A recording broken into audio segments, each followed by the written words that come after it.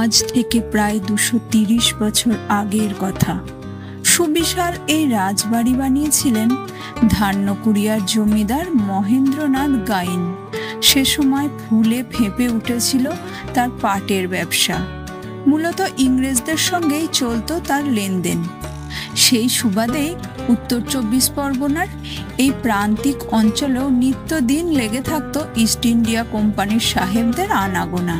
তাদের বিলিতি সংস্কৃতি ঐতিহ্যকে উস্কে দিতেই ইউরোপীয় দুর্গের আদলে এই রাজবাড়ি নির্মাণ করেন মহেন্দ্রনাথ।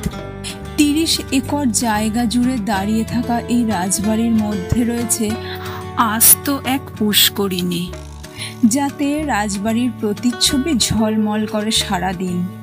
গোটা দুর্গটিকে কেন্দ্র করে রয়েছে বিশাল এক বাগান। দুর্গের ভিতর ঢুকলেও রীতিমতো চমকে যেতে হবে। নানা ধরনের ভিক্টোরিয়ান কারুকাজ থেকে শুরু করে রয়েছে ইতালির কাঁচের তৈরি আসবাবপত্র, যা এক কথায় মন্ত্রমুগ্ধকর। গ্রীষ্মকালে এই রাজবাড়িতে এসে অনেক সময় ছুটি কাটাতেন ব্রিটিশ সাহেবেরা। তাদের জন্য ছিল পৃথক নহবতখানা, অতিথিশালা।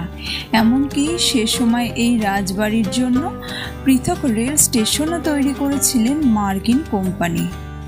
গায়েন গার্ডেন নামে সেই স্টেশনে এসে থামত ন্যারো গেজের ছোট্ট বাষ্পচালিত ট্রেন।